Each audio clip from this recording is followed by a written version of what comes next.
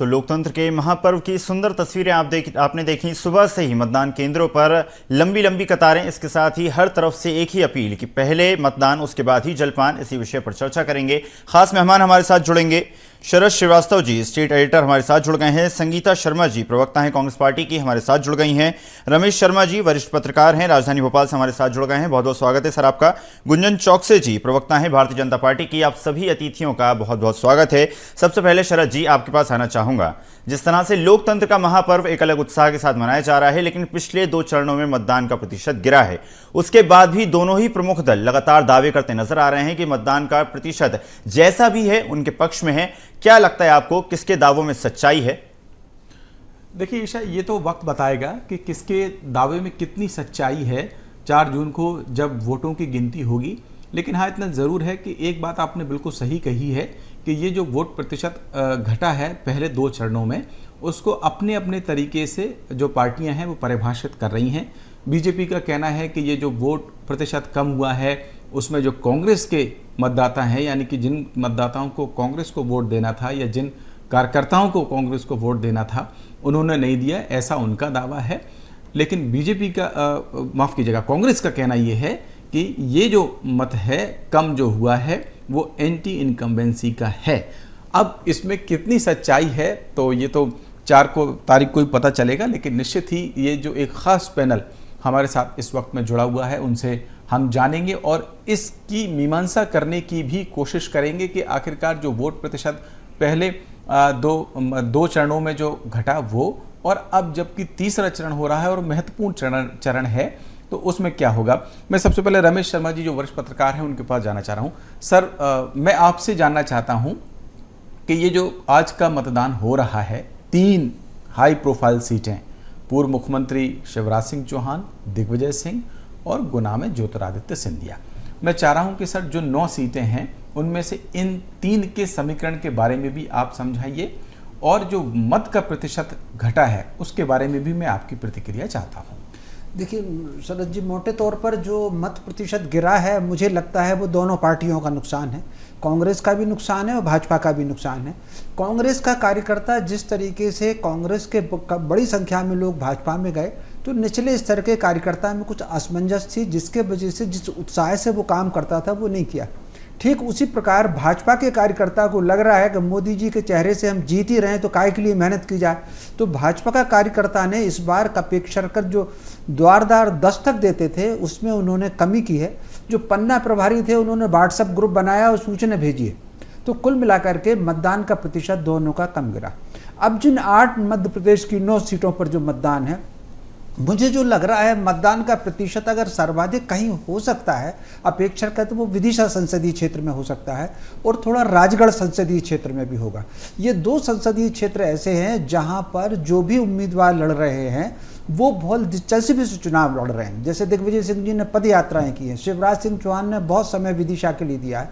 तो इन दोनों क्षेत्रों में मतदान का प्रतिशत बाकी 7 चीज़ों की तुलना में मुझे अधिक दिख रहा है। अब परिणाम का भी मुझे जो लग रहा है कि यदि हार जीत का अंतर और इन 9 सीटों में सर्वाधिक मतदान अगर विदिशा में हो तो फिर मुझे आश्चर्य नहीं होगा।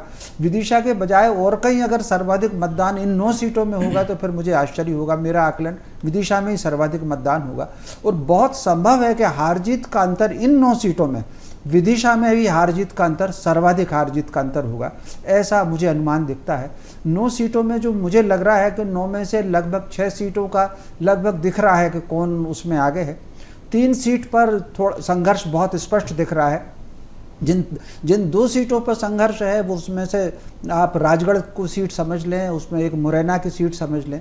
तो ये जो 2 सीटें हैं और एक ग्वालियर की सीट समझ लें, तो बाकी लगभग 6 सीटों पर 7 सीटों पर लगभग स्थिति लगभग क्लियर जैसी है। बाकी राजगढ़ में वाकई बहुत, और कांटे का मुकाबला अगर हम देखें तो वो राजगढ़ सीट पर मुझे कांटे का मुकाबला दिखता है। जी ठीक बात है, मैं आऊँगा आपके पास। ग्वालियर चंबल संभाग का जो पूरा समीकरण है उस पर हम विशेष तौर पर अलग से चर्चा करेंगे। लेकिन मैं गुंजन चौकसे जी आपके पास आना चाह रहा हूँ। गुंजन जी, क्या लग रहा है आपको कि आज जो मतदाता पोलिंग बूथ तक पहुँच रहे हैं अपने ज़हन में कौन सी बात लेकर पहुँचे होंगे और किस बात पर अपना मत का जो अधिकार है उसका इस्तेमाल कर रहे होंगे? सर्वप्रथम तो आपके प्रतिष्ठित चैनल के माध्यम से मैं सभी दर्शकों से एक अपील करना चाहूंगी कि आज संविधान ने आपको जो अधिकार दिया है उस अधिकार का उपयोग करें, अपने घरों से निकलें और मत अवश्य दें। अब मत किससे दें, सवाल ये खड़ा होता है। तो मैं किसी पार्टी का नाम नहीं लूंगी, तो मैं एक प्रवक्ता हूं भारतीय जनता पार्टी का, फिर भी मैं जनता से ये कहने अपील करना चाहूंगी कि मत उसको दें जिसने विकास किया हो, मत उसको दें जिसने आपके घरों में बिजली, पानी, सबकी सुविधा की हो, मत उसको दें जिसने आपको सारे वो अधिकार दिए हो। अगर आप आदिवासी समाज से हैं तो आपको सम्मान और अधिकार दिलाया हो, मत उस सरकार को दे। अगर आप फर्स्ट टाइम वोटर्स हैं तो आप देख रहे होंगे कि आज अगर आपकी उम्र 18 से 19 वर्ष की होगी तो आपके पास एक अच्छी सड़क है चलने के लिए। अगर मैं मध्य प्रदेश की बात कर लूं, अगर आपके घरों में बिजली का अच्छा कनेक्शन है, निरंतर पानी आ रहा है, स्वच्छ वातावरण में आप रह रहे हैं, एक डेवलप्ड स्टेट में रह रहे हैं, तो आप समझते हैं कि इस 18-19 वर्ष में सरकार यहाँ भारतीय जनता पार्टी की सरकार थी। तो भारतीय जनता पार्टी की सरकार ने जो विकास के कार्य किए हैं, मध्य प्रदेश को एक डेवलपिंग स्टेट से एक डेवलप्ड स्टेट की ओर लेके गया है, ये भारतीय जनता पार्टी सरकार ने किया है। तो मत उस सरकार को दें जिसके पास इतिहास है विकास का, जिसके पास विजन है आने वाले विकसित राष्ट्र का। और ये विजन और ये इतिहास अगर किसी के पास है तो हमारे यशस्वी प्रधानमंत्री नरेंद्र मोदी जी के पास है। अब आपका सवाल, आपने शरद जी एक सवाल पूछा था कि फर्स्ट टाइम वोटर्स आज क्या सोच के निकल रहा होगा, या कोई भी वोटर क्या सोच के निकल रहा होगा। वो वोटर यही सोच के निकल रहा है कि उसे सम्मान किसने दिलाया, उसे अधिकार किसने दिलाया, उसे सशक्त किसने बनाया। अगर मैं महिलाओं की बात कर लूं तो आज महिलाओं को धुएं से मुक्ति किसने दिलाई, से लेकर संविधान में अधिकार, ये सारी बातें मुझे लगता है कि आ गई है। आपका जो पहला जवाब था, शायद उन योजनाओं का जिनका आपने जिक्र किया, वो बात आपकी आ गई है। हम इस चर्चा को संगीता जी के पास भी ले जाएंगे, क्योंकि जो संतुलन है राजनीतिक और मतदाताओं से अपील का, वो बना रहना चाहिए। इसलिए संगीता जी, मैं सेम यही सवाल जो मैंने गुंजन जी से पूछा था वही मैं आपसे भी पूछ रहा हूं कि कौन सी बात जहन में लेके जो मतदाता है आज पोलिंग बूथ पर पहुंचा हुआ है। धन्यवाद शरद जी। सबसे पहले तो मैं अपील करना चाहती हूँ हमारे देश के नागरिकों से कि उन्हें मताधिकार का अधिकार मिला हुआ है और उस अधिकार का प्रयोग वो सोच समझकर करें और ऐसी सरकार देश में लाएं जो सभी का साथ दे। ऐसी सरकार देश में ना लाएं जिन्होंने केवल वादे किए हो, झूठी घोषणाएं की हो पर अमल नहीं किया हो। और आज भी यही हो रहा है, जो गारंटी दे रहे हैं वो 10 नहीं कर पाए तो आगे क्या करेंगे। तो मेरा केवल यही मत है कि जिस तरीके से माननीय राहुल गांधी जी ने, हमारी कांग्रेस पार्टी ने देश के लिए जो न्याय पत्र जारी किया है और उसमें जो देश के हमारे मतदाता हैं, जो हमारे देश के लोग हैं, उनके लिए उन्होंने जो जो योजनाएं लेकर आए हैं, जैसे महिलाओं की अगर मैं बात करूं तो महिलाओं को साल में 1 लाख रुपया, जो कि आर्थिक रूप से कमजोर परिवार है, उस महिला को दिया जाएगा, मतलब कि महीने में 8,000 रुपया महीना। भारतीय जनता पार्टी ने वादा किया था कि हम 1,200 रुपए देंगे, जैसे ही सरकार बनेगी 3,000 कर देंगे, परंतु इस वजह से महिलाएं अभी नाखुश हैं। उन्होंने देख लिया है कि झूठे वादे होते हैं और वादों पर अमल नहीं किया जाता। देश का युवा जो है, उन्हें भी कहा गया था कि 2 करोड़ रोजगार देंगे। आज बेरोजगारी से जूझ रहा है प्रदेश का और देश का युवा। तो युवा भी सोच समझकर वोट करें कि किस सरकार को देना है, क्योंकि कांग्रेस पार्टी ने वादा किया है कि हमारी सरकार बनेगी तो हम युवाओं को रोजगार देंगे, सरकारी नौकरी देंगे, ठेके पर नहीं रखेंगे। इस तरीके से हमने किसानों को भी कहा है, जिस तरीके से भारतीय जनता पार्टी कृषि काले कानून लेकर आई थी और 700 किसानों ने शहादत की थी। संगीता जी, अब हम इस चर्चा को, किसानों ने शहादत की सुनिए थी, ना, तो उसके बाद हम किसानों का कर्ज माफ करेंगे। तो शरद जी, मेरा तो केवल यही विनम्र आग्रह है कि मतदान का प्रयोग वही करें, अपने अधिकार का प्रयोग करें, ऐसी सरकार को न चुने जो लोकतंत्र की हत्या करती। ठीक है, आपकी आ गई है, आप दोनों की अपील आ गई है। इन दोनों राजनीतिक अपीलों के बीच में बीएसटीवी भी आपसे ये अपील कर रहा है कि आपके जहन में बात कोई भी हो, मुद्दा कोई भी हो, लेकिन मतदान ज़रूर करें। हालांकि गर्मियों के दिन हैं, जैसे जैसे दिन चढ़ेगा सूर्य का ताप भी तेज होगा, तो कोशिश करें कि उससे पहले ही अपने मत का प्रयोग कर लें, और नहीं भी कर पाएँ तो सूरज की तपिश को न देखें। इस बात को जहन में रखें कि आपका मत, आपका जो क्षेत्र है, संसदीय क्षेत्र है, उसके विकास में अहम योगदान देगा। लिहाजा अपने घरों से ज़रूर बाहर निकलें और तमाम जो तैयारियां हैं वो चुनाव आयोग की ओर से भी की गई हैं इस बात को लेकर कि आपको बहुत ज़्यादा परेशानी पोलिंग बूथ पर ना हो। रमेश शर्मा जी, मैं सर आपके पास आना चाह रहा हूँ। आपने दोनों प्रतिक्रियाओं को सुना, गुंजन चौक से जो बीजेपी से हैं और संगीता शर्मा जो कांग्रेस से हैं। क्या आपको लगता है कि इन दोनों पार्टियों ने जिन विषयों को उठाया है उन विषयों का असर इस चुनाव पर है? इस चुनाव से मतलब इस चरण के चुनाव से है, मैं ये आपसे जानना चाह रहा हूँ। देखिए, मोटे तौर पर थोड़ा थोड़ा असर हर बिंदु का है। ऐसा नहीं होता कि जो स्वर आता है, जो शब्द आता है वो निष्प्रभावी होकर के कहीं अंतरिक्ष में चला जाए। स्वर प्रभाव डालता है, हर बिंदु का असर है। जो मेरा आकलन है 50 से 55% या अधिकतम 60% तक मतदाता राष्ट्र और संस्कृति को ध्यान में रख करके वोट करेगा। 10 से 15% तक मतदाता जो व्यक्तिगत लाभ और हानि है उस आधार पर वोट करेगा। 10 से 15% मतदाता नकारात्मक मुद्दे पर वोट करेगा। मान लीजिए मुझे किसी एक का चेहरा पसंद नहीं है तो दूसरे का हो ना हो मुझे उसके खिलाफ वोट करना है। भारत में चूंकि ये रिएक्शन वाला जो भाव है, ये मनोविज्ञान ये भी है, ये भी करेगा। करीब 10% मतदाता ऐसा भी होगा जो व्यक्तिगत लाभ हानि देखेगा, पार्टी की छवि देखेगा, उम्मीदवार की छवि देखेगा, उम्मीदवार की सक्रियता देखेगा और भविष्य में ये उम्मीदवार मेरे क्या काम आएगा ये देख करके भी वोट करेगा। ऐसा मेरा मानना उसमें है। अब इसमें उसी मुद्दे पर नुकसान हो जाएगा जिस मुद्दे का मतदाता वोट देने नहीं जाएगा। इस बार चूँकि आदत पड़ गई है, हमारे यहाँ मतदाता की भी आदत पड़ गई है एक बात की, जैसे हम घर में बच्चों को भी देखें कि पढ़ने बैठ जाए उसके लिए 6 वक्त कहना पड़ता है उसको कि भैया पढ़ने बैठ, तब वो पढ़ने बैठता है। ठीक उसी प्रकार मतदाता भी, कांग्रेस वाला भी जाएगा भैया वोट डालने चलो, भाजपा भी वाला भी जाएगा वोट डालने चलो, निर्वाचन आयोग भी कहेगा वोट डालने चलो, तब वो वोट देने जाता है। इस बार इन तीनों की तरफ से ठंडक है। इस ठंडक का मान करके चलिए कि कम से कम 5% मतदाता इस ठंडक के कारण वोट देने नहीं जाएगा। अब वो कौन किस किस्म का मतदाता वोट देने नहीं जाएगा उस मुद्दे का उसको नुकसान हो जाएगा। जी ठीक है, रमेश जी आपकी बात आ गई है। मैं कुछ एक बड़ी खबर संभवतः आ रही है, मैं ईशा को ओवर टू करूंगा कि ईशा बताइए कि कौन सी। जी बिल्कुल सर जी, रुख करते हैं राजधानी भोपाल सारी खबर का, जहां पर मतदान प्रतिशत बढ़ाने के लिए पहली बार निर्वाचन आयोग ने मतदान केंद्र के बाहर लकी ड्रॉ का बम्पर इनाम का आयोजन किया।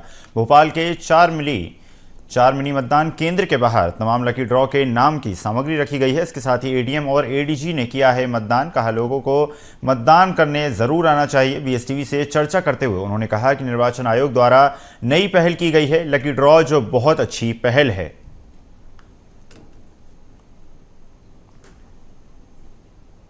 पहले और दूसरे चरण में मतदान प्रतिशत कम आने के बाद निर्वाचन आयोग द्वारा नई पहल की गई। आप देख सकते हैं कि 4 मिली वीआईपी मतदान केंद्र के बाहर जो लकी ड्रा जो बम्पर जो इनाम है वो यहाँ रखा गया है। आप देख सकते हैं कि मतदान प्रतिशत बढ़े, जिसके लिए आप देख सकते हैं कि लोगों को गिफ्ट के माध्यम से प्रोत्साहन करने की जो प्रक्रिया है वो की जा रही है। देख सकते हैं कि फ्रिज और कूलर और तमाम जो गिफ्ट हैं वो कहीं ना कहीं रखा गया है। जो लकी ड्रा में जो जीतेगा उसको कहीं ना कहीं ये इनाम जो है वो दिया जाएगा। आप तस्वीर देख सकते हैं कि पहली बार जो अंगूठियां हैं वो भी कहीं ना कहीं रखी गई है, जिससे लोगों पर उत्साह बढ़े, लोग मतदान करने आए और मतदान के साथ साथ मतदान जो प्रतिशत है वो बढ़े, जिससे कहीं ना कहीं निर्वाचन आयोग द्वारा जो तमाम जो अभियान जो चलाए गए हैं वो कहीं ना कहीं सफल हुआ। दूसरी तरफ तस्वीर दिखाना चाहता हूँ किस प्रकार से जो मतदाता जो मतदान करने आ रहे हैं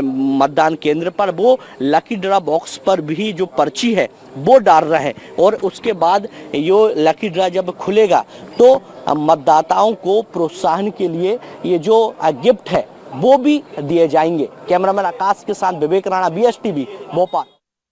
मतदान शुरू हो गया और आप तस्वीर देख सकते हैं कि किस प्रकार से जो पहले जो वोटर हैं जिन्होंने मतदान किया है वह यहाँ मौजूद हैं। मगर सबसे पहले हम बात करेंगे एडीएम हर्षद जी से। सर, पहला मतदान किया आपने, फूल माला से उनका स्वागत भी किया है, पीछे लकी ड्रा का भी जो भाग लेगा उनको इनाम है। मतदान प्रतिशत क्या लगता है इस बार बढ़े? डेफिनेटली जो हमारा जिले की पूरी टीम है वो लगी हुई है। भारत निर्वाचन आयोग के निर्देशानुसार वोटिंग परसेंटेज बढ़ाने पर विशेष ध्यान दिया जा रहा है और हमारी पूरी जो टीम है वो लोगों को मोटिवेट करने के लिए अलग अलग प्रयास पूरे आचार संहिता के दौरान करती आई है और आज वोटिंग के दिन हर मतदान केंद्र पर आप यहाँ भी देखेंगे तो स्पेशल प्रोविज़न रखे हैं वोटर्स के लिए, अच्छे शेड्स लगे हैं, पानी की पर्याप्त व्यवस्था है, जो भी मिनिमम फैसिलिटीज़ मतदान केंद्रों पे होनी चाहिए वो सारी फैसिलिटीज़ उपलब्ध कराई है। जो हमारे बूथ अवेयरनेस ग्रुप होते हैं वो डोर टू डोर कैंपेन करके लोगों को मोटिवेट करने की कोशिश कर रहे हैं। यहाँ आप देख रहे हो कि लकी ड्रॉ के माध्यम से लोगों को मोटिवेट करने का प्रयास किया जा रहा है ताकि ये जो शुरू में जो वोटर्स है जिनको हमने प्रेरित किया वे जाकर और अन्य लोगों को भी वोट डालने के लिए प्रेरित करें।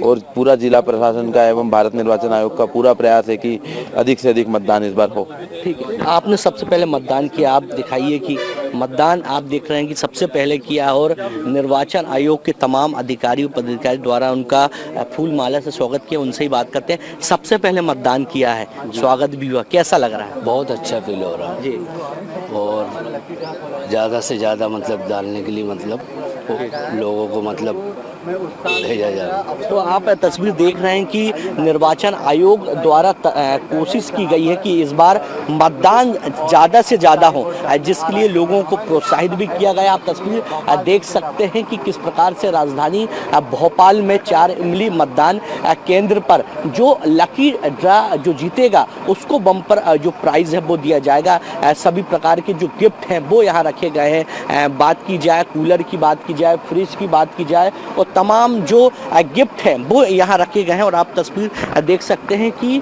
लकी ड्रा जीतने वालों को जो अंगूठी है वो भी दी जाएगी, क्योंकि ये पहली बार हो रहा है। क्योंकि निर्वाचन आयोग की यदि बात करें तो पहले और दूसरे चरण में जिस प्रकार से मतदान प्रतिशत में गिरावट दर्ज की गई है, उसके बाद निर्वाचन आयोग द्वारा ये जो नई जो पहल है वो की गई है। और आप कहीं ना कहीं लोगों में जो जोश है वो भी देखने को मिल रहा है, जिससे मतदान प्रतिशत तीसरे प्रतिशत का बढ़ सके।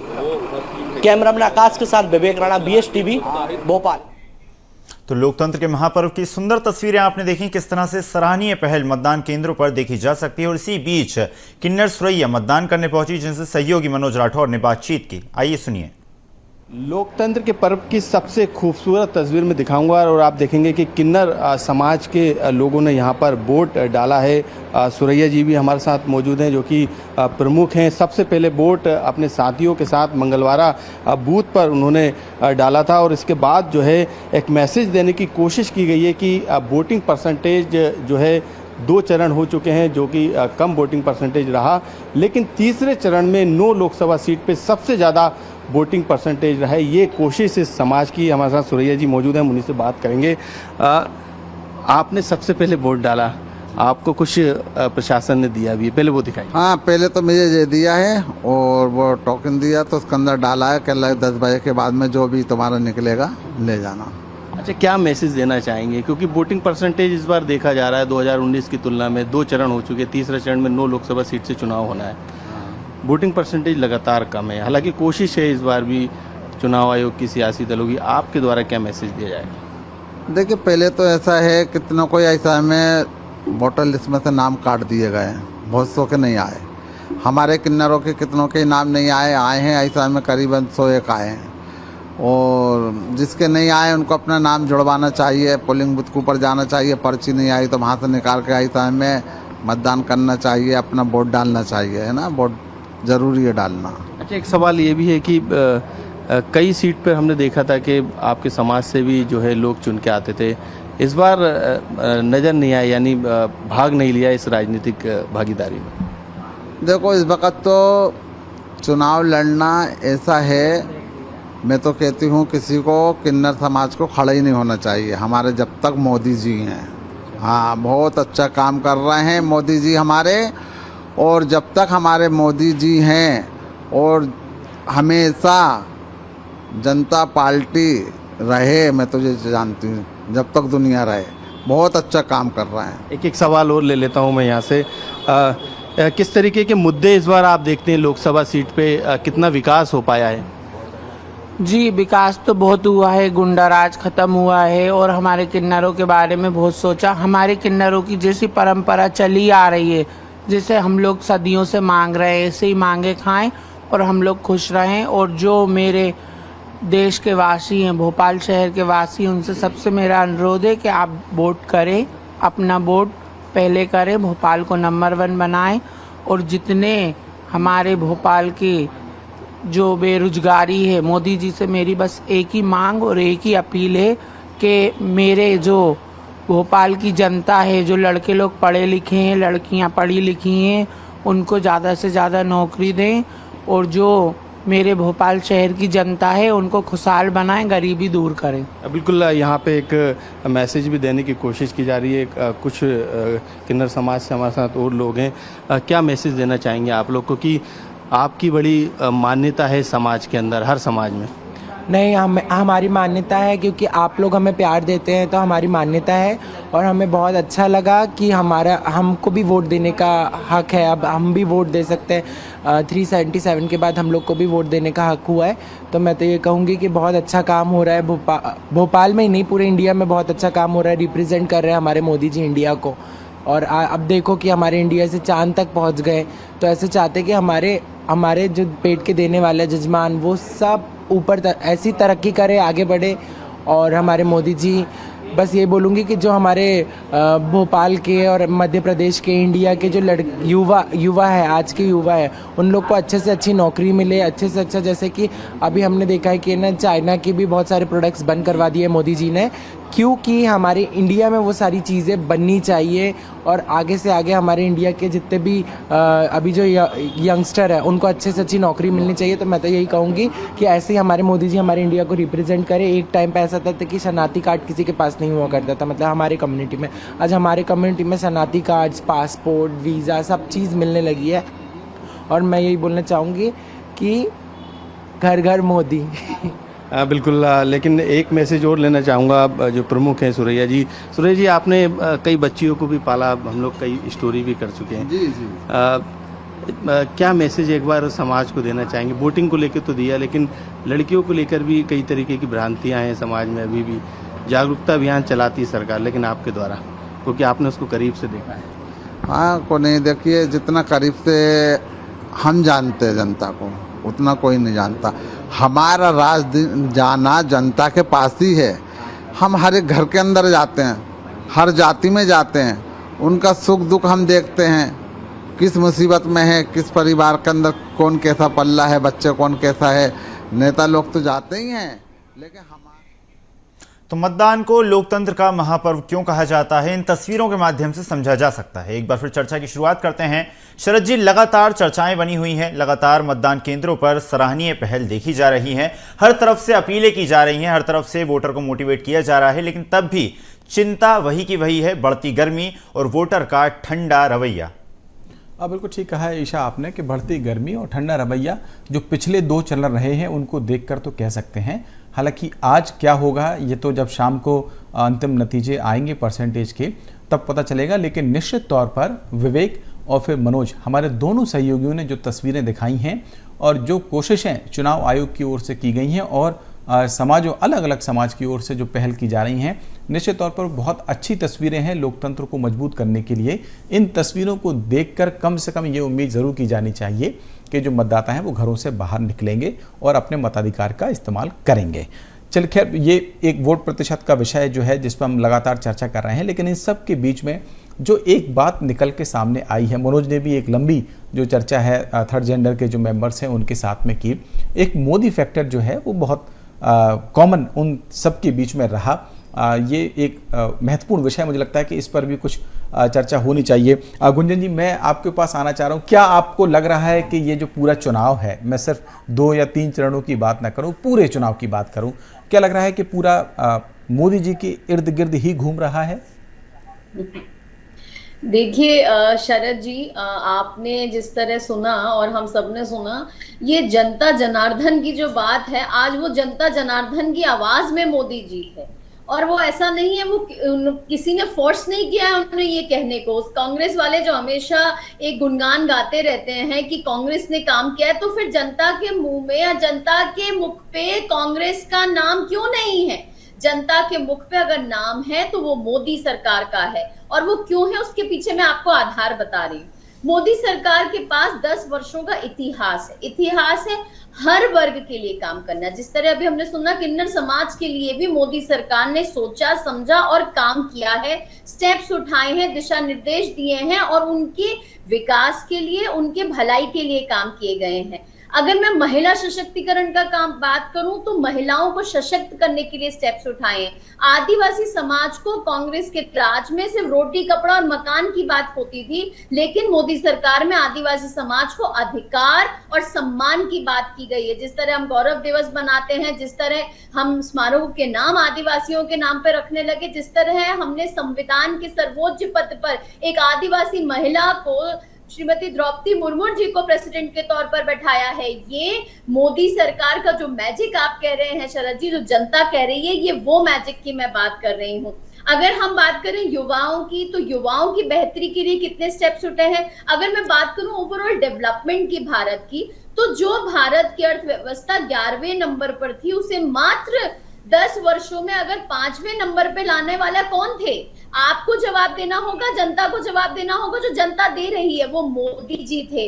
मोदी जी के नेतृत्व में हमने राम राज्य भी देखा, मोदी जी के नेतृत्व में हमने विकास भी देखा, मोदी जी के नेतृत्व में हमने सनातन ठीक है भी गुंजन जी, देखा, आपकी बात आ हमने गई। भारत मैं की संगीता जी से संस्कृति इसका जवाब ले लेता हूँ। संगीता जी, आपको क्या लगता है कि ये जो एक फैक्टर है मोदी फैक्टर, उसका जो काउंटर आपके पास है, और जो आप बार बार कह रहे हैं कि जो चीज़ें हैं संविधान को लेकर आपने बहुत बात की, आपके जो नेता हैं राहुल गांधी, हमने देखा कि पूरे प्रचार के दौरान एक वो कॉपी लेके सभाओं में गए, संविधान की जो कॉपी है उसको लेकर गए, तो क्या आपको लगता है कि जो काउंटर आप लोग ने किया है वो कुछ कारगर हो पाएगा इस पूरे चुनाव में? शरद जी, इस बात को मैं वहां पर लेकर जाना चाहूंगी कि जिस तरीके से आज चुनाव आयोग एक गिफ्ट देकर और वोट परसेंट बढ़ाने की बात कर रहा है, पिछले 2 चरण में हमने देखा कि वोट परसेंट बहुत गिरा है, तो उसके पीछे का हमें एक पार्ट और देखना चाहिए कि क्यों गिरा है। क्योंकि देश में आज जो अराजकता फैली हुई है, देश के अंदर आज जब मतदाता जाता है, वोट देता है, अपने वोट मताधिकार का प्रयोग करता है, परंतु रिजल्ट उसे जो मिलता है वो चौंकाने वाला निकलता है। क्योंकि वो देखता है हम वोट तो देते हैं, परंतु होता क्या है कि सरकारें गिरा दी जाती है, खरीद फरोख्त कर दी जाती है। वोट देने तो मतदाता जाता है, परंतु वो वोट कांग्रेस को देता है और उसके बाद उसके कैंडिडेट को डरा धमकाकर भाजपा में शामिल करा दिया जाता है। अभी कुछ ही दिनों पहले की बात है, निर्मला सप्रे विधानसभा में जीत कराई और अचानक से उनका मूड बदल गया क्योंकि उनके ऊपर कोई दबाव बनाया गया। इंदौर में अक्षय बम के ऊपर बड़ा दबाव बनाया गया। पब्लिक वोट देती है, कांग्रेस को जिताने के लिए देती, और जब वो वोट बदल जाता है तो लोकतंत्र का जो गला घोट दिया जाता है, लोकतंत्र का जो अपमान कर दिया जाता है, तो लोगों को लगता है कि हम वोट देने तो जाते हैं पर उसका रिजल्ट तो हमारे को दूसरा ही मिलता है, सरकारें बदल जाती है।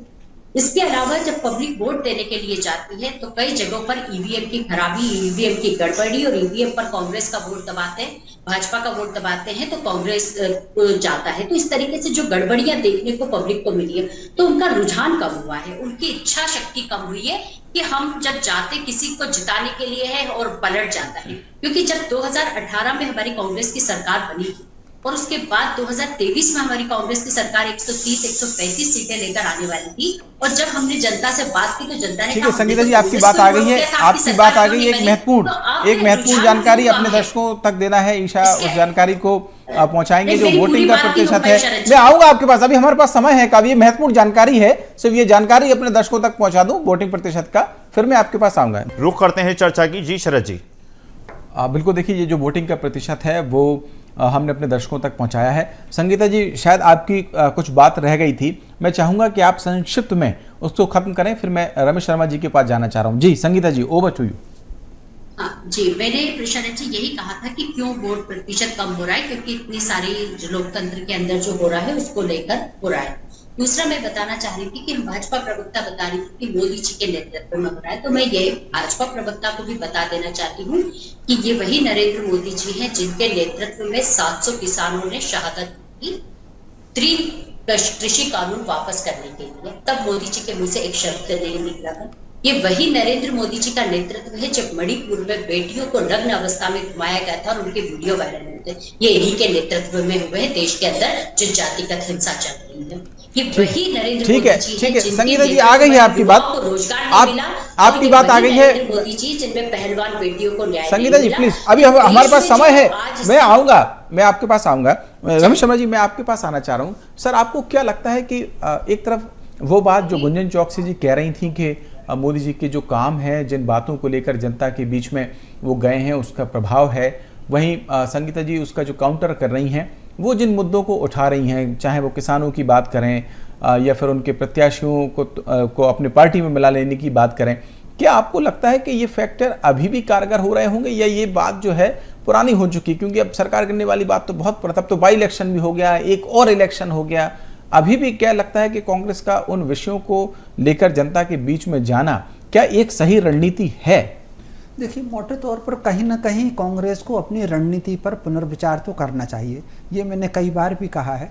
अगर रणनीति उनकी सही होती तो आप कल्पना कर सकते हैं, एक बार वो कश्मीर से लेकर केरल तक कांग्रेस थी, घटते क्यों चले जा रहे हैं? कहीं ना कहीं कोई रणनीति में कोई कमी होगी, इसी की वजह से वो घट रहे हैं। अब दूसरा सवाल ये आता है, कई बार किस मुद्दे को जनता पसंद करती है। शरद जी, मैं आपसे एक प्रश्न पूछना चाहता हूँ। जब अंग्रेजों का राज था, जवाहरलाल नेहरू जी के पिताजी मोतीलाल जी नेहरू और उनके पिताजी गंगादीन, वो नौकरी करते थे, बाद में प्रमोशन होकर के शहर कोतवाल बने। क्या उनके सामने रोजगार की कोई समस्या थी क्या? क्यों मोतीलाल नेहरू स्वतंत्र संग्राम सेना में आए? गांधी जी, उनके पिता व्यापारी थे और इतने संपन्न थे कि लड़कियों को विदेश में पढ़ा सकते थे। एक बढ़िया उच्च श्रेणी के एडवोकेट थे गांधी जी। क्यों वकालत छोड़ करके उन्होंने धोती पहनी और स्वतंत्रता संग्राम सेना में आए? ICS सिलेक्शन हो गया था सुभाष चंद्र बोस का, भगत सिंह, चंद्रशेखर आजाद, जितने लोग हैं वो सारे लोग सब उच्च शिक्षित अच्छे परिवारों के थे, लेकिन राष्ट्र और संस्कृति के लिए आए। तो कहीं ना कहीं राष्ट्र संस्कृति इस देश की मिट्टी में है, ब्लड में है, वो प्राथमिकता में है। एक उदाहरण और देना चाहता हूँ 1 मिनट का लेकर के। इंदिरा जी को 4 चुनाव इंदिरा जी को केंद्र में रख करके हुए। 71 का चुनाव इंदिरा जी के केंद्र में था, 77 का चुनाव था, 80 का चुनाव था, 84 में हालांकि वो नहीं थी, लेकिन उनका चेहरा था। चुनाव में इंदिरा जी थी। मैंने भगवान जी की कृपा से इन चारों चुनावों की रिपोर्टिंग की है। मुझे इंदिरा जी को क्यों 1971 में सबने सिर पर लिया? क्योंकि उन्होंने पाकिस्तान को तोड़ दिया था, 93,000 फौजियों का उन्होंने सरेंडर कराया था। ठीक उसी प्रकार जिस प्रकार मोदी जी ने अब जो छवि प्रस्तुत की, एक छोटा सा उदाहरण देना चाहता हूँ। सरबजीत नाम का एक आदमी धोखे से पाकिस्तान चला गया। वो 23 साल पाकिस्तान की जेल में रहा, कैदियों ने हत्या की उसकी, एक एक हड्डी तोड़ दी, सारे अंग निकाल दिए। लेकिन मोदी के राज में अगर विंग कमांडर सर्जिकल स्ट्राइक में चला गया तो 60 घंटे के भीतर उसने वापस किया पाकिस्तान में। तो कहीं ना कहीं ये जो नेतृत्व की क्षमता है, नेतृत्व का दम है, उसके कारण जनता वोट देती है। इसलिए जिस तरीके से एक समय इंदिरा जी चुनाव के केंद्र में थी, आज नरेंद्र मोदी चुनाव के केंद्र में है।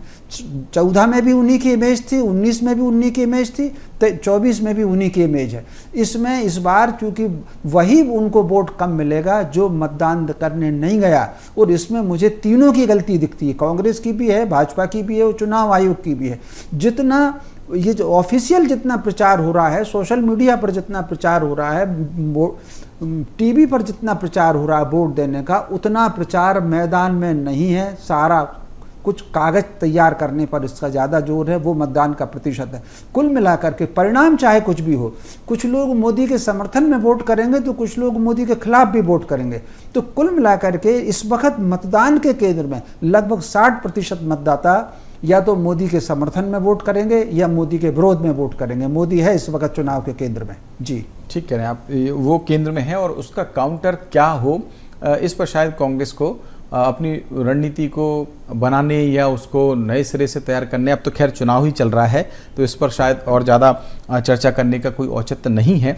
रमेश शर्मा जी, मैं फिर से आपके पास आ रहा हूं और फिर उसके बाद अपने बीजेपी और कांग्रेस दोनों मेहमानों के पास जाऊंगा।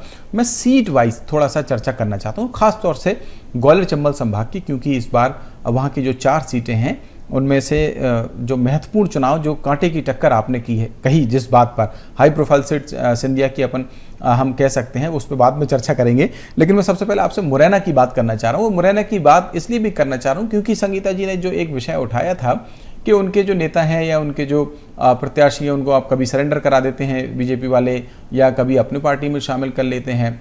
तो जो मुरैना में चुनाव हो रहा है, सत्यपाल सिंह सिकरवार जो कांग्रेस से हैं और शिवमंगल तोमर जो बीजेपी से प्रत्याशी हैं, ये कहा जाता है कि वहाँ का चुनाव विशुद्ध जातिगत समीकरणों के आधार पर होता है। और वहां पर ऐसे में सिटिंग एमएलए का बीजेपी में चले जाना, यानी कि रामनिवास रावत का बीजेपी में चले जाना, क्या आपको लगता है कि इस चुनाव में या उस सीट पर खास तौर से मुरैना में कुछ फर्क पड़ेगा? देखिए, मोटे तौर पर ये दल बदल का फर्क तो पड़ता है। ये दल बदल का फर्क दो प्रकार से पड़ता है। जिस दल का व्यक्ति दूसरे दल में चला गया है तो उससे जुड़ा हुआ जो कार्यकर्ता था वो बड़े असमंजस में रहता है और कहीं ना कहीं वो अपनी उस पार्टी के समर्थन में ठीक ढंग से काम नहीं कर पाता। अब दूसरा सवाल उठता है, जिस व्यक्ति ने दल बदल किया हुआ है उसने अपने समर्थकों के साथ जिस नए पार्टी में वो गया है उसमें उनके प्रति कितना उसने वोट डलवाने के लिए प्रेरित किया है, इस बात पर निर्भर करता है। कई बार दल बदल का जितना शोर होता है मीडिया में, उतना शोर जमीन के नीचे, जमीन पर हकीकत में उसका कम प्रभाव पड़ता है मोटे तौर पर। लेकिन मुरैना में एक और बात भी है। मुरैना में चुनाव मान करके चलिए, ये जो उत्तर प्रदेश की लगी हुई पट्टी है, चंबल का क्षेत्र हो सकता है या हमारे यहाँ बिंद का हो सकता है, वहाँ वोट डल चुके हैं बिंद में, यहाँ पर जाति का प्रभाव है।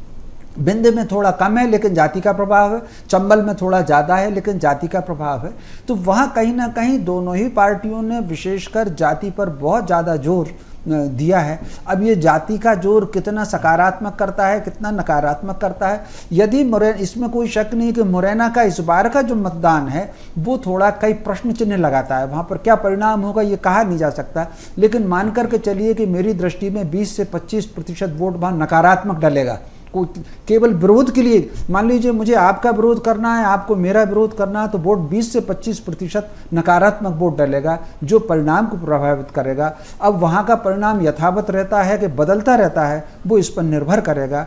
बाकी इसके अलावा संशय और किसी सीट पर नहीं है। कांटे की टक्कर अगर हो सकती है, जो टक्कर से और सकारात्मक मुद्दों से अगर परिणाम बदलेगा तो वो राजगढ़ संभावना उसकी हो सकती है। बाकी मुरैना में अगर परिणाम बदलता है तो वो नकारात्मक मुद्दे से बदलेगा। बाकी 9 में से 7 सीट पर परिणाम बदलने की संभावना मुझे कम दिखती है। ठीक है, आपने बहुत महत्वपूर्ण जो व्याख्या है वो इस विषय पर की है। गुंजन जी, मैं आपके पास आना चाह रहा हूँ इसी विषय को लेकर कि जब आप ये बात कहते हैं कि मोदी का फैक्टर है, आपकी जो योजनाएं हैं जनता उन पर भरोसा कर रही है, सारी बातें, तो इन सब के बीच में आप लोगों को ऐसी क्या ज़रूरत पड़ जाती है कि आप एक सिटिंग एमएलए को अपनी पार्टी में शामिल करा लेते हैं? वहाँ जो मेयर थी मुरैना की उनको आपने शामिल करा लिया, इंदौर में आप प्रत्याशी को सरेंडर करा दिया। चलिए, इस पर सवाल जो विपक्ष उठा रहा है वो तो एक अलग विषय हो गया।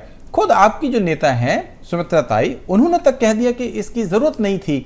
हालांकि वहाँ चुनाव अगले चरण में है, लेकिन मैं रामनिवास रावत से जोड़कर ये सवाल आपसे जानना चाह रहा हूँ कि आखिरकार ऐसी क्या ज़रूरत लगती है जब आपको लगता है कि हर समीकरण आपके फेवर में है? देखिए शरद जी, ये फर्क दिखा रहा है भारतीय जनता पार्टी और कांग्रेस का। भारतीय जनता पार्टी कोई व्यक्ति विशेष की नहीं, विचार सर्वोपरि पार्टी है। और जिस तरह यशस्वी प्रधानमंत्री नरेंद्र मोदी जी ने काम किया है भारत में, जिस तरह रीति नीति अपनाई है, उससे जो प्रभावित होकर आना चाहता है उसका स्वागत है ना। मोदी का जो परिवार एक नाम दिया गया है, पूरा देश मोदी का परिवार है, पूरा भारत मोदी का परिवार है। कांग्रेस में मैं आपको एक दूसरा उदाहरण के तौर पर इसको समझाना चाहूंगी।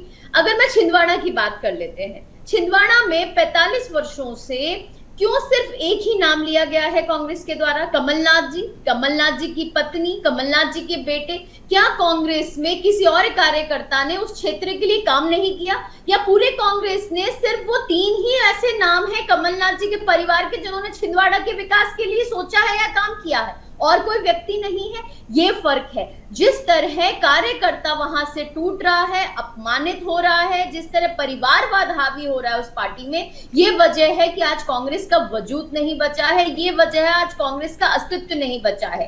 राधिका खेरे जी का एग्जाम्पल दूसरा लेना चाहूंगी। आपने और हम सबने देखा कल किस तरह उन्होंने रोकर पूरी दुनिया के सामने ये बयान दिए हैं कि किस तरह उनको अपमानित किया गया, उनके साथ इंसल्ट की गई, उनको शराब पिलाई गई, किस तरह ये हिंदू विरोधी पार्टी है, किस तरह ये राम विरोधी पार्टी है। ये इनके अपने कांग्रेस के नेता ने आके बयान दिया है साफ तौर पर। ये दिखाता संगीता जी से जवाब मैं संगीता जी से राम के साथ खड़ा है, जो हिंदू के साथ खड़ा है, जो सनातन के साथ खड़ा है, उसका ये विरोध करते हैं। आज कई नेता कांग्रेस से जिन्होंने इस्तीफा दिया है, उन्होंने ओपन तौर पर इसे बयान दिया है कि जिस दिन कांग्रेस के वरिष्ठ नेतृत्व ने श्री राम का बहिष्कार किया था, जिस तरह कांग्रेस के वरिष्ठ नेतृत्व एंटी हिंदू बात कर रहा था, उस दिन हमने तय किया था कि अब हम इस पार्टी में नहीं आगे बढ़ सकते। जिस तरह कार्यकर्ताओं का अपमान किया जाता है, ये बहुत बड़ी वजह है कि ये कांग्रेस वो पार्टी है जो अपने अपने बेटे बचाओ पे काम कर रही है, कुर्सी के लिए काम कर रही है, सत्ता के लिए काम कर रही है। यहाँ जिससे मैं इसे ठीक है गुंजन जी, आपकी बात आ गई है, आपकी बात आ गई। एक महत्वपूर्ण जानकारी है जो ईशा हमारे दर्शकों तक पहुंचाएंगे। Isha, over to you. जी बिल्कुल शरद जी, बड़ी खबर यहाँ पर सामने आ रही है जहाँ पर मुख्यमंत्री डॉक्टर मोहन यादव ने तीसरे चरण के मतदाताओं से ज्यादा मतदान करने की अपील की है और कहा है कि मतदान हमारा सबसे बड़ा संवैधानिक अधिकार है, इससे लोकतंत्र मजबूत होता है। भारत को दुनिया का नंबर 1 देश बनाने के लिए हम और आप मिलकर एक बार फिर से भारतीय जनता पार्टी के पक्ष में मतदान करें, ऐसा कहना है सीएम डॉक्टर मोहन यादव का। तो सीएम डॉक्टर मोहन यादव ने मध्य प्रदेश और इसके साथ साथ पूरे देश के मतदाताओं से मतदान करने की अपील की है और क्या कुछ कहा सीएम डॉक्टर मोहन यादव ने, आइए आपको सुनवाते हैं। मतदाता भाइयों से अपील करता हूँ, आज 9 लोकसभा हमारे अपने प्रदेश के अंदर है। 9 ही लोकसभा क्षेत्र में बैतूल, भोपाल, ग्वालियर, मुरैना, भिंड, राजगढ़, सभी क्षेत्रों में भारी मतदान की हम सबको मैं आप अपील करता हूं और मान के चलता हूं कि आप भारी मतदान करेंगे। मतदान ये हमारा सबका संवैधानिक अधिकार है और इससे लोकतंत्र मजबूत होता है। मैं उम्मीद करता हूं कि आने वाले समय में इस प्रकार से माननीय मोदी जी के नेतृत्व में पिछले समय सरकार चली है, भारत को दुनिया का नंबर 1 देश बनाने के लिए हम और आप मिलकर के एक बार फिर मतदान करेंगे। भारतीय जनता पार्टी के पक्ष में आप सभी मतदान करें। मैं आपसे अपील करता हूं, मध्य प्रदेश शांति का टापू है, हमने सारे प्रबंध चाक चौबंद किए। अभी तक मेरी जानकारी में जो आया निर्वाचन बहुत शांतिपूर्वक संपन्न हो रहा है। तो मतदान के बीच ही प्रद्युम्न सिंह तोमर से खास बातचीत की है बीएसटीवी संवाददाता प्रहलाद सेन ने, आइए आपको सुनवाते हैं। ऊर्जा मंत्री प्रद्युम्न सिंह तोमर ने भी अपने मताधिकार का प्रयोग किया है। हम बात कर लेते हैं, भी हमारे साथ मौजूद हैं। मंत्री जी, वोट डाला है आपने, क्या कुछ मन में विजन लेकर चले थे, क्या कुछ दिख रहा है आपको आगे? आज मतदान किया है। भारत तीसरी विश्व में आर्थिक रूप से मजबूत बने, तीसरी और विश्व गुरु बने जी माननीय मोदी जी के नेतृत्व में। इसके लिए आज ये मतदान करने का अवसर ईश्वर ने दिया। ग्वालियर चंबल अंचल में कांग्रेस को कैसे देख रहे हैं आप इस मुकाबले में? भारतीय जनता पार्टी 29 की सीटें 2900 सीटें भारतीय जनता पार्टी मध्य प्रदेश की जीत रही है। एक और सवाल है कि एक तरफ गुना में केंद्रीय मंत्री ज्योतिरादित्य सिंधिया चुनाव मैदान में है, दूसरी तरफ दिग्विजय सिंह भी चुनाव मैदान में राजगढ़ सीट से। इन दोनों सीटों को लेकर आपका क्या आकलन है? श्रीमंत ज्योतिरादित्य सिंधिया ऐतिहासिक मतों से जीत रहे हैं जी। अब जो राम का नाम लेना नहीं चाहते थे वो अब चुनाव में राम का नाम तो याद आ गया कम से कम। तो क्या कहेंगे दिग्विजय सिंह जी को, क्या कहेंगे? मैंने क्या कहा, ये दोहरा चरित्र उजागर हो गया। उन्होंने कहा था आखिरी इलेक्शन है ये। मैंने क्या कहा, दोहरा चरित्र उजागर हो गया, मतलब मतदान के लिए भगवान राम याद आ गए। बिल्कुल। तो ये थे हमारे साथ ऊर्जा मंत्री प्रद्युम्न सिंह तोमर, जिन्होंने दावा किया है कि ग्वालियर चंबल अंचल की चारों सीटें बीजेपी जीत रही है। उन्होंने केंद्रीय मंत्री ज्योतिरादित्य सिंधिया को लेकर भी कहा कि वो प्रचंड मतों से जीत रहे हैं। दूसरी तरफ उन्होंने राजगढ़ सीट से लड़ रहे कांग्रेस के दिग्विजय सिंह पर भी निशाना साधा। उन्होंने कहा जो राम का नाम नहीं लेते थे वो चुनाव में राम का नाम ले रहे हैं। कैमरामैन विजय के साथ प्रहलाद सेन, BSTV, ग्वालियर। महत्वपूर्ण बातचीत प्रहलाद ने की प्रद्युम्न सिंह तोमर से और जिस तरीके की बात उन्होंने कही है, एक व्यंग भी था उनकी बातचीत में। अब देखना होगा कि खासतौर से राजगढ़ को लेकर जो वो व्यंग कर रहे थे उसका क्या असर होता है या क्या वहाँ का रिजल्ट रहता है, ये देखने में आएगा। संगीता जी, मैं आपके पास आना चाह रहा हूँ क्योंकि आपकी प्रतिक्रिया नहीं आ पाई थी। गुंजन जी ने कहा कि क्योंकि चाहे जनता हो या नेता हो, चाहे वो आपके ही नेता क्यों ना हो, उनका विश्वास मोदी जी में है, इसलिए वो ज्वाइन कर लेते हैं। वो जब ज्वाइन कर लेते हैं तो उसमें क्या बुराई है भाई? अगर बीजेपी की विचारधारा और मोदी जी का जो विजन है वो अगर उनको स्वीकार है तो वो ज्वाइन कराते हैं। इसमें तो सोचने वाली बात तो आप लोगों के लिए होना चाहिए ना भाई, कि आपके नेता क्यों आपकी विचारधारा पे भरोसा नहीं कर पा रहे हैं? देखिए शरद जी, एक तो मेरी पूरी बात ले लीजिएगा क्योंकि मुझे बहुत कम समय मिला है। जी जी जी, बोलिए आप बोलिए। दूसरी बात, अभी मैं मोहन यादव जी को सुन रही थी, वो लोकतंत्र को बढ़ाने की बात कर रहे थे, लोकतंत्र के सम्मान की बात कर रहे थे। मुझे बहुत आश्चर्य होता है कि यही लोकतंत्र का अपमान करते हैं, मतदान का अपमान करते हैं, उसका गला घोटते हैं और फिर उसकी हत्या कर देते हैं, और इन्हें टीवी पर बोलने में जरा भी हिचकिचाहट नहीं होती। ये कल राजगढ़ में गए थे तो राम भगवान का फोटो लेके चल रहे थे कि राम के नाम पर बोलते हैं, राम के नाम पर बोलते हैं, राम भगवान का फोटो हाथ में। हम भगवानों की आस्था का, भगवानों में श्रद्धा का दुरुपयोग नहीं करते हैं। भगवान हमारी आस्था का विषय है, हम उनका इस्तेमाल नहीं करते हैं कि भगवान के नाम पर बोल देते हैं। कि भारतीय जनता पार्टी का काम है, इनका एजेंडा है कि ये या तो सनातन लेकर आ जाएंगे, या फिर ये राम मंदिर लेकर आ जाएंगे, या पाकिस्तान लेकर आ जाएंगे, या मुसलमान लेकर आ जाएंगे। तो ये भारतीय जनता पार्टी का एजेंडा है, ये हर कहीं चलाते हैं। ये कभी रोजगार की बात नहीं करते हैं, कभी महिलाओं को सम्मान और न्याय देने की बात नहीं करते हैं, ये किसानों की कर्ज माफी की बात नहीं करते हैं। इन्होंने इलेक्टोरल बॉन्ड के माध्यम से करोड़ों रुपया चंदा लिया और उसका धंधा किया, ये उसकी बात नहीं करेंगे, क्योंकि नरेंद्र मोदी जी वो व्यक्ति हैं कि एक जब हारा हुआ जुआरी जो होता है वो अपना अंतिम दांव मंगलसूत्र पर ही लगाता है। तो ये वो चीज आपको देखने को मिल गई है कि देश के हालात आज क्या है।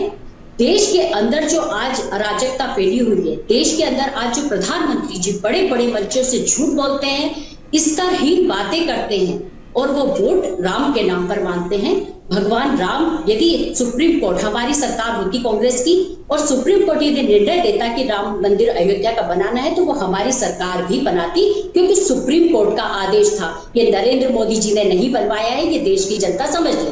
हाँ, जहां तक बात है कि उस मंदिर पर जो विवाद हुआ था और कोर्ट पर केस गया था, तो उस केस को लड़ने वाले हमारे शंकराचार्य थे, जिनको इन्होंने अयोध्या राम मंदिर में आमंत्रित नहीं किया, उनका अपमान किया है, जो हमारे सनातन धर्म के, हिंदू धर्म के सबसे बड़े पद पर बैठे व्यक्ति होते हैं शंकराचार्य जी। तो भारतीय जनता पार्टी, ठीक है संगीता जी, अब आपकी बात आ गई। समय कम है, एक्चुअली में समय कम है, मैं इस चर्चा को आगे जारी रखना चाह रहा था, लेकिन व्यक्ति कोई हो ही नहीं सकता। इन्होंने जनता का लगातार अपमान किया है। इनके नेता, इनके सांसद साफ साफ तौर पर कह रहे हैं कि यदि हमको 400 पार मिल जाता है तो हम संविधान खत्म कर देंगे। तो ये बाबा साहब अम्बेडकर का बना हुआ, ठीक है, आपकी बात आ गई है संगीता जी, आपकी बात आ गई है। समय की बाध्यता है, लिहाजा इस चर्चा को यहाँ पर रोकना होगा। मैं एक बात ये जरूर कहूंगा कि राजनीतिक पार्टियां हैं, उनके अपने अपने दावे हैं, अपनी अपनी बातें हैं। मतदाता भी बहुत जागरूक है, हर मुद्दे को समझ रहा है। आप मुद्दे चाहे जो भी समझें, लेकिन मतदान करने ज़रूर जाएं। ये जो अपील है वो BSTV भी आपसे कर रहा है। हमारे तीनों मेहमानों का मैं यहाँ पर शुक्रिया अदा करूँगा इस चर्चा में जुड़ने के लिए। अभी इस चर्चा को यहाँ पर विराम देते हैं, लेकिन BSTV पर चुनाव की सबसे बड़ी कवरेज लगातार जारी है।